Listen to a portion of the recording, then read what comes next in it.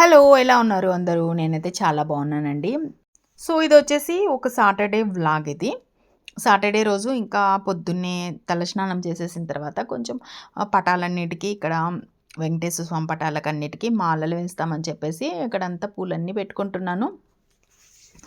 So, ఇంకా ఆ రోజు వ్లాగు ఆఫ్టర్‌నూన్ వరకు తీశానండి. సో, ఏంట్రా అంటే నాకు ఈ మధ్య కామెంట్స్‌లలో ఎక్కువగా రోజు వ్లాగ్ పెట్టండి అనేసి అంటున్నారు.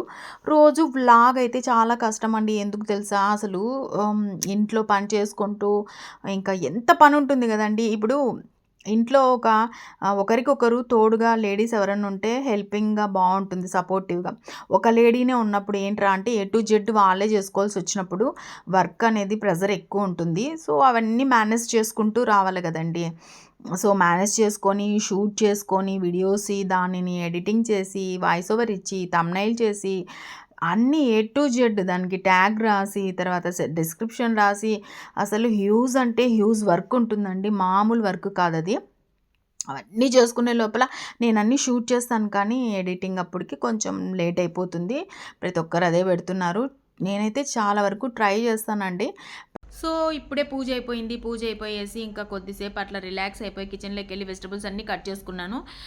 దేనికంటే వెజ్ ఫ్రైడ్ రైస్ చేసుకుందామని. బట్ ఏంట్రా అంటే సోయా సాస్ లేదనమాట. ఖతమైపోయిందది. వెనిగర్ ఒకటే ఉంది. మనకి ఏ ఫ్రైడ్ రైస్ కన్నా మెయిన్ కావాల్సింది సోయా సాసు. సో, ఇప్పుడు ఇంకా అంటే లాస్ట్ వ్లాగ్‌లో కూడా పెట్టున్నాను నేను. ఏదో పెట్టున్నానబ్బా! గుర్తులేదు. గోబీ రైస్ పెట్టున్నాను కదా! Gobi fried rice. అప్పుడు దాంట్లోకి నేను సోయా సాస్ ఉండేదంతా అయిపోయిందనమాట. దాంట్లోకి వేసేసాను. అప్పుడే ఆర్డర్ పెట్టుకుందాం అనుకున్నా. బట్ మర్చిపోయాను. ఇంకా ఇప్పుడు గుర్తొచ్చింది. ఇప్పటికిప్పుడు ఆర్డర్ పెట్టుకున్నా కూడా జియో మార్ట్‌లో పెట్టినా కూడా అది ఈవినింగ్‌కి వస్తుంది. లేకపోతే నెక్స్ట్ డే మార్నింగ్‌కి వస్తుంది. కానీ మనకు వెంటనే రాదనమాట.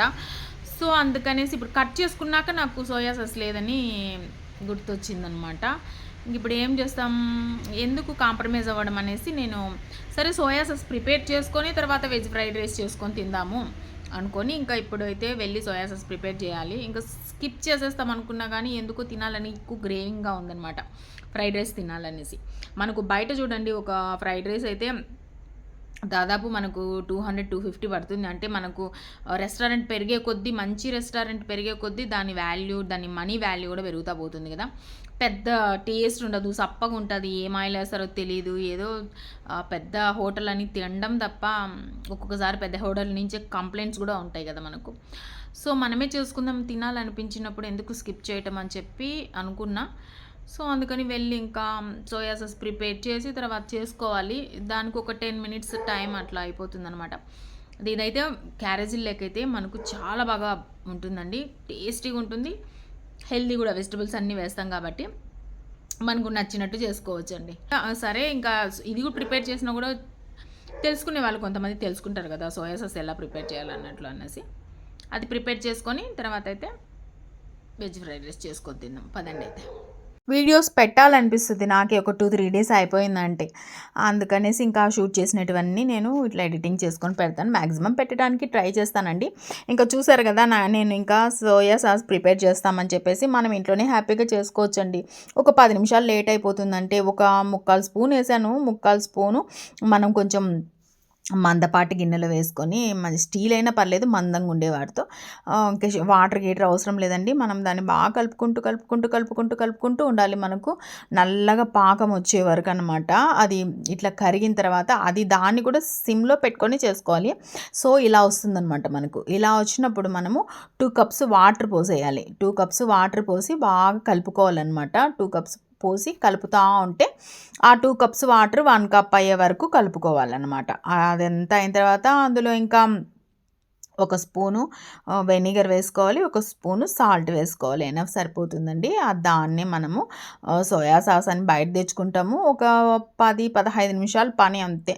సో, ఇంకా ఆ రైస్ చేసుకోవాలి కాబట్టి నాకు ఆ రోజు తినాలనిపించి నేను చేసుకున్నాననమాట అది. నేను ఇంకా మళ్ళీ బయట నుంచి ఆర్డర్ పెట్టుకో ఎప్పటికో చెకండి అవన్నీ అని ఇలా చేసుకున్నాను. ఇట్లా ఇంట్లో మనం ఏది చేసుకున్నా కొంచెం హెల్తీ వేలోనే చేసుకుంటాం కదా, అదనమాట.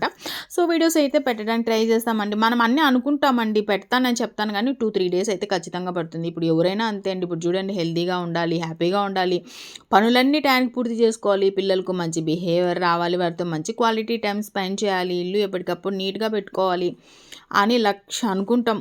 కొన్ని అయితే అనుకుంటూనే ఉంటాం, కొన్ని అయితే స్ట్రిక్ట్గా ఫాలో అయిపోతూ ఉంటాం కదా. మనుషులకి ఎప్పటికైనా అండి మోటివేషను, విల్ పవర్ అనేది కొద్దిసేపు ఉంటే కొద్దిసేపు ఉండవన్నమాట. మనం అనుకున్నట్టుగా మనం ఉండాలన్నా, మనం చేయాలనుకున్నవి ఖచ్చితంగా చేయాలి అన్నా ఎలా చెప్పండి?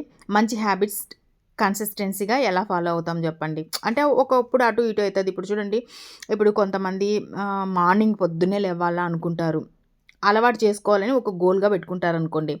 దానికి ముందు ఏం చేయాలా మనం? మనం మార్నింగ్ ముందుగా లెయ్యాలా అంటే, మనం రాత్రి ఏం చేయాలా? దానికంటే ముందు నైట్ డిన్నర్ త్వరగా కంప్లీట్ చేయాలి, త్వరగా కిచెన్ సర్దుకోవాలి, త్వరగా పడుకోవాలి గదా! ఇంత ప్రాసెస్ చేస్తే గానీ మనము మార్నింగ్ త్వరగా లేవగలుగుతాం. మామూలుగా క్లీనింగ్స్ గూడా అండి, మనం ఎప్పటికైనా గూడా క్లీనింగ్ రొటీన్స్ ఉంటాయి గదా! మనము ఇంట్లో తుడుచుకునేటివన్నీ ఎప్పటికప్పుడు సర్దుకొని, ఎప్పటికప్పుడు మనం నీట్‌గా పెట్టుకొని, సిస్టమ్స్ పెట్టుకుంటే హౌస్ ఎప్పుడు నీట్‌గా ఉంటుంది. మనకు స్ట్రెస్ కూడా తగ్గుద్ది.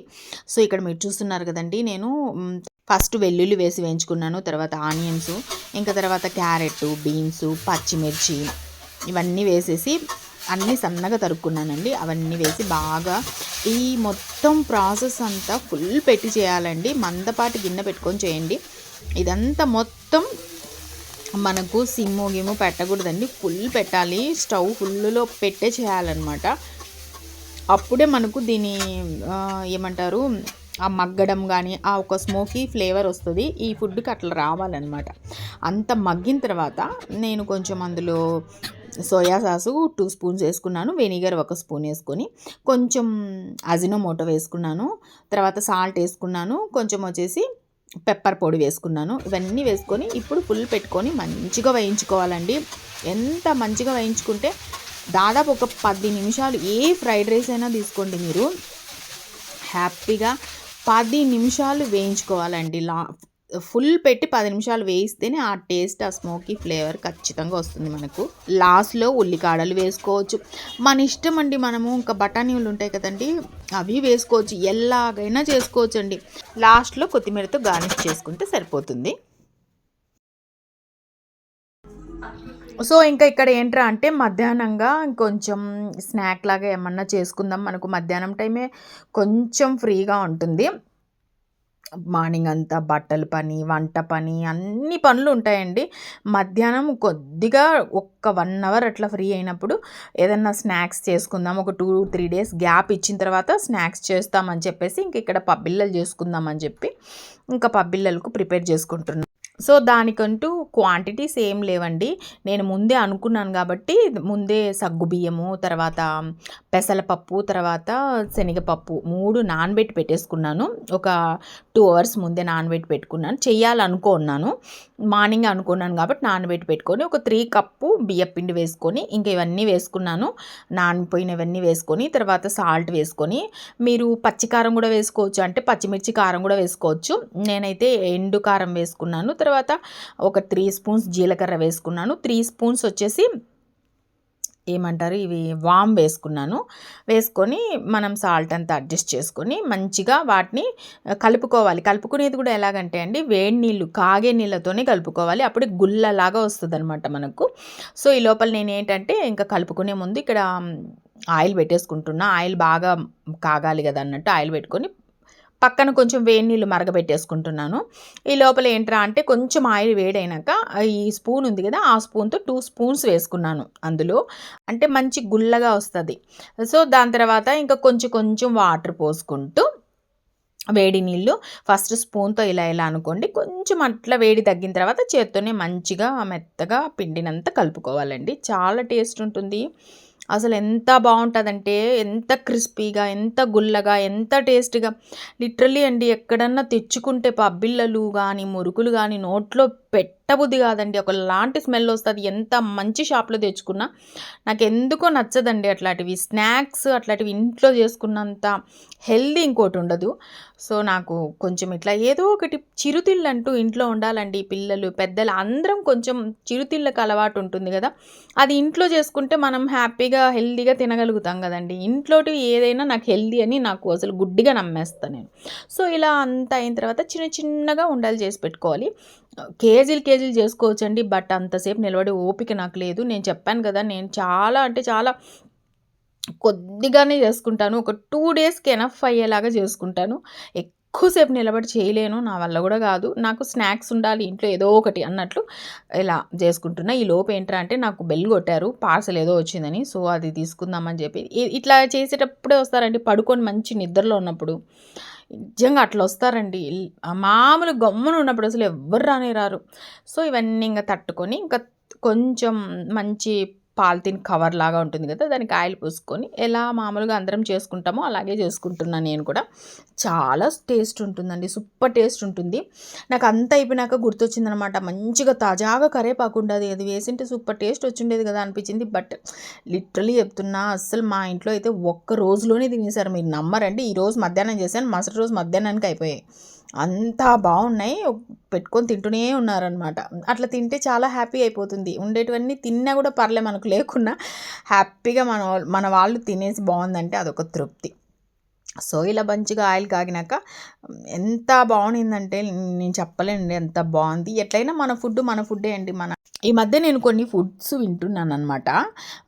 ఎక్కడ మన ఇండియాలోనేనండి. ఇది కూడా రసగుల్లా టీ అని చేస్తున్నారంట, ఐస్ క్రీమ్ గోల్గబ్బా చేస్తున్నారంట, ఐస్ క్రీమ్ దోశలంట, కోకోకోలా ఆమ్లెట్ అంటే మనం ఆయిల్ బదులు కోకోకోలా వేసి ఆమ్లెట్ చేస్తారంట, ఓరియో బజ్జీలు, ఓరియో ఫ్రైడ్ రైస్. నేను ఇంతకుముందు ఫ్రైడ్ రైస్ చేశాను చూడండి, సేమ్ అంతే. కాకపోతే ఓరియో బిస్కెట్ ఆయిల్లో ఫస్ట్ ఆయిల్ వేసి తర్వాత ఓరియో వేసి తర్వాత వచ్చేసి ఇంకా పచ్చిమిర్చి ఇవన్నీ వేస్తారు, ఇవన్నీ వెజిటబుల్స్ అన్నీ వేస్తారంట. లిటరల్లీ అవి చెప్తుంటే కడుపులో తిప్పుతూ ఉందండి.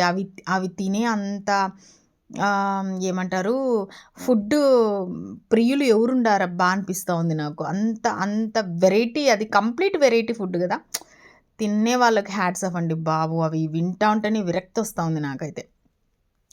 సో ఇలా మధ్యాహ్నంగా మంచిగా చెక్కలు చేసుకున్నాను. దీనికి మంచిగా కాంబినేషన్ ఒక కప్పు టీ అంతే, అయిపోయి అది తాగి అది తింటా క్రిస్పీగా ఇది తాగుతుంటే భలే ఉంటుందండి. ఎంత బాగున్నాయంటే లిటరల్లీ సూపర్ ఉన్నాయండి. ఆ పప్పులు నోట్లో పడుతూ అద్భుత అంతే. ఇంకా మొన్న కూడా ఏదో విన్నానండి, మ్యాగీ కోకోనట్ వాటర్ మ్యాగీ అంటే మనం మ్యాగీలో వాటర్ పోస్తాం కదా, వాళ్ళు కోకోనట్ వాటర్ పోసి మ్యాగీ చేస్తారంట. బా, వినడానికి వినసొంపుగా ఉంది కదా. చాలా అంటే చాలా బాగుంది. పప్పులు సగ్గు బియ్యం తగులుతుంటే చాలా బాగుంది.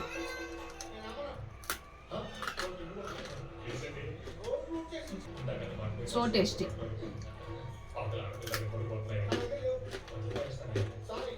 ఆ క్రిస్ప్ చూడండి ఎంత బాగుందో, క్రిస్ప్నెస్. స్వీట్ అయితే చేసి పెట్టుకున్నాను. స్వీటు హాటు రెండు ఉండాలండి. ఇంకా స్వీట్ అంటే ఆల్మోస్ట్ బాగుంటాయి కదా, ఏ స్వీట్ అయినా సూపర్ ఉంటుంది. అవి నెక్స్ట్ వీడియోలో చూపిస్తాను. సో ఇది ఈరోజు వీడియో అయితే, మీకు నచ్చితే like, share, comment and subscribe. Next వీడియోతో మళ్ళీ కలుస్తాను, త్వరలో పెట్టడానికి ట్రై చేస్తాను. బాయ్.